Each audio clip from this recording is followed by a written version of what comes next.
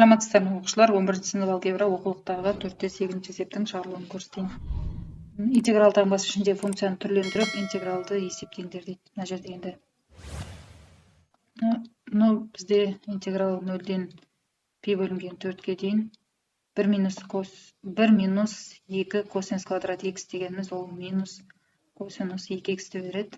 dx тең болады, минусты алдына шығарып жіберемін. Енді косинус 2x-тің интегралы бізде синус 2x 2-ден 1 алдына түседі, сонда минус 2-ден 1 синус 2x тік жақша 0-ден пи бөлінген 4-ке дейін тең болады. Енді жоғарғы шегін қоямын, минус 2-ден 1 жаза тұрамын, сонда синус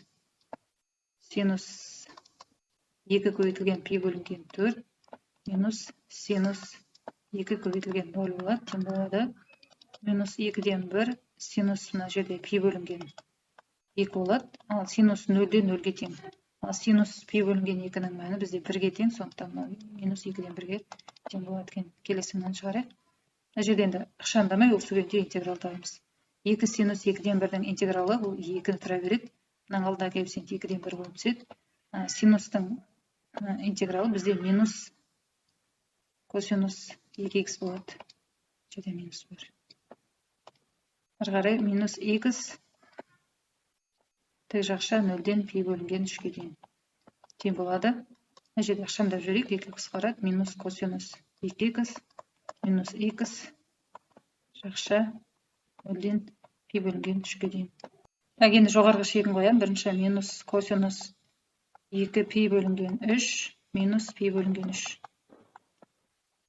Минус ары қарай келесі минус косинус 2 көбейтілген 0 минус 0. Косинус 2 пи бөлінген 3-тің мәні минус 2-ден 1, мына минуспен 2-ден 1 болады. Минус пи бөлінген 3, косинус 0 деген мәні 1-ге тең, мына 2 минус плюс 1-ді береді. Тең болады, мына жерде 2-ден 1 мен 1-ді біріктірсем, мына 2-ден 2 деп алсам, 2-ден 2, 2-ден 1-ді қоссам, бізде 2-ден 3 минус пи бөлінген 3. Осыны ортақ бөлімге келтірейік, 6. Мында 3-ден келеді, мында 2-ден келеді, сонда 9 минус 2 пи. Бізде мынаның мәні бізде 1-ге тең. Сондықтан бізде тең болады интеграл пи бөлінген 6, пи бөлінген 4-ке дейін. Синус x плюс 1 dx. Ары қарай мынаның әрқайсысын интеграл табамын. Синустың интегралы менде минус косинус x плюс x тік жақша пи бөлінген 6, мынау пи бөлінген 4.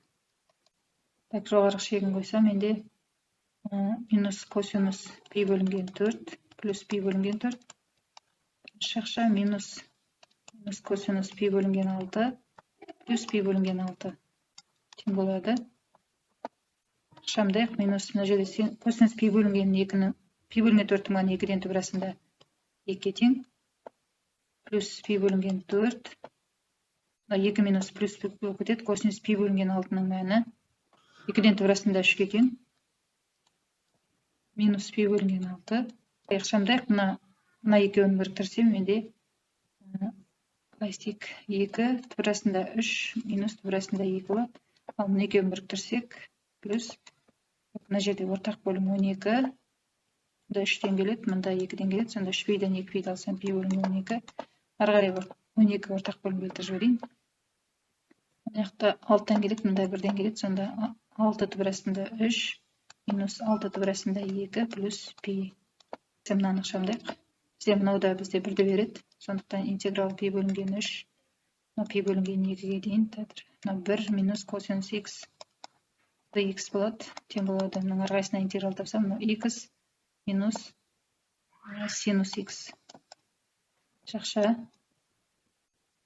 тік жақша пи бөлінген 3-тен пи бөлінген 2 тең болады. Бірінші жоғарғы шегін қоямын, пи бөлінген 2 минус синус пи бөлінген 2 минус пи бөлінген 3 минус синус пи бөлінген 3 тең болады. Пи бөлінген 2 тұра береді. Синус пи бөлінген 2-де 1-ге тең. Жақшаны ашам, пи бөлінген 3. Мына бізде синус пи бөлінген 3-тің мәні бізде 2-ден түп арасында 3-ге тең. Плюс 2-ден түп арасында 3 тең болады. Ықшамдасақ, мына жерде мына екеуін ықшамдасақ, 6, мында 3-тен келеді, мында 2-ден келеді, 3 пидан 2 пи алсам 1 пи плюс Былай істейік, түбір асты 3 минус 2 бөлінген 2 тең болады. Тағы да ортақ бөлім келтірем. 6 мында 3-тен келеді, мында 1-ден келеді. Сонда пи 3 түбір астында 3 минус 6